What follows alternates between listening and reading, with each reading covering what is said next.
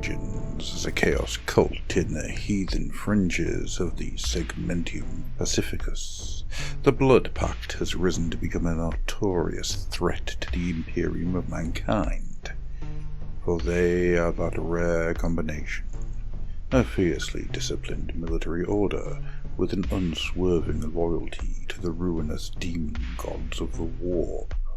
The true and natural likeness of those beings sworn into the vile Blood Pact is rarely seen, for they choose to conceal their faces behind snarling iron face masks of a crude and ancient pattern. It is certain for the most part that they are humans, or human mutants, though unconfirmed rumors speak of other Xenos breed creatures inducted into their ranks. In general terms, the Blood Pact warriors encountered by Imperial forces usually resemble a ragged barbaric regiment of the Imperial Guard. They wear fabric battle dress uniforms either looted from the corpses of guardsmen or manufactured to resemble a basic Imperial design. Over this are worn packs, webbing, and the usual assortment of heavy infantry kit, including field boots and steel ball helmets. Because their kit equipment and battle dress is essentially a mix of plunder and homemade, no two Blood Pact troopers are ever identical. Their appearance is rough and ill-kept, their clothing torn, patched and dirty, their helmets chipped and grazed. True to their name, the warriors of the Pact represent themselves in blood red. The helmets are painted in an ethereal crimson, and the uniforms dyed red. It is common knowledge that the blood of the enemies is used for this latter purpose, as one of the Pact's sorcerous rituals prior to battle. As a result, the Blood Pact warriors exude a revolting, charnel stink, made even less pleasant by the unguents and oils in which they anoint their bodies and their own parious standards of hygiene. A Blood Pact warrior's hands always remains bare and ungloved to display their ghastly ritual scars across the palms and knuckles, made at the time of induction to the Pact. In cases where Blood Pact troops have been captured, or when opportunities have arisen to examine their corpses, it has often been found that this ritual scarring covers other parts of the body and face. The ritual iron visors, known as grotesques, worn by the Blood Pact are variations on a single basic design. The masks portray a howling, screaming, grimacing, some say leering, face, often with a great hooked nose or chin, or both, like a carnival mask. For most parts, this mask is pitch black, though senior commanders may wear silver or even gold grotesques. Such officers also affect uniform styles equivalent to the Imperial Guard, with gold frogging and jackboots, and so on. The Blood Pact speak all the languages of corruption, and thanks to their many origin worlds, a haphazard mix of Imperial dialects and subdialects.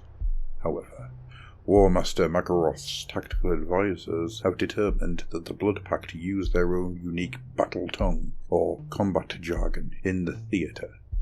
This so far has proved indecipherable. The Blood Pact, by their very nature, have no homeworld.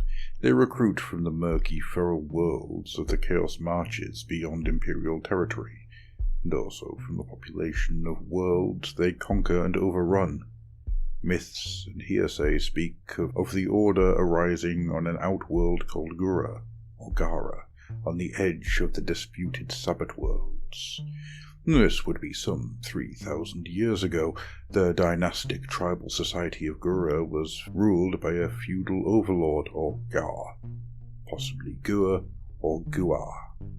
The Gar surrounded himself with an elite warrior priesthood who conducted the ritual observances by which the Gar made tribute to his demon god Khorn. The priesthood evolved over time into an outright bodyguard, which practiced its martial skills as strictly and diligently as the priesthood had conducted their bloody rites. As the Gar's strength grew, and his influence began to spread to neighbouring worlds, it was this bodyguard force that led the conquering armies. Soon it became a mark of respect to be bloody pacted to the Gar. Numbers grew, recruiting from vassal worlds, and the bodyguard became an army in its own right. Thus was the Blood Pact as we know it spawned. Uniquely, every single member of the Blood Pact, and tactical estimates suggest there may be as many as 750,000 warriors, is personally inducted into service by the Gar himself. To prove his allegiance in blood to both the Gar and the Blood God, each aspirant ritually gashes his hands on the sharpened edges of the Gar's battle armor. To the Blood Pact, the only personality of note is Urlok Gar himself, for not only is he their warlord and commander-in-chief, but it is to him personally that they pledge themselves forever in blood. Gar sometimes leads the massed pact forces himself, but so tight is its discipline, and so great his faith in it, he is happy to charge divisions to the command of senior officers or other warlords. A good example of this would be the devastating attack on the Khan group in 773. This counterstroke against Crusade forces was conducted by Enoch Inokenti, one of Gar's trusted demagogue lieutenants. A vast force of Blood Pact warriors, including armor and death brigades, was entrusted to Inokenti's command, and their murderous onslaught was only brought to an end when they were fought to a standstill during the extraordinary battle to take the Civitas Beatty on Herodor.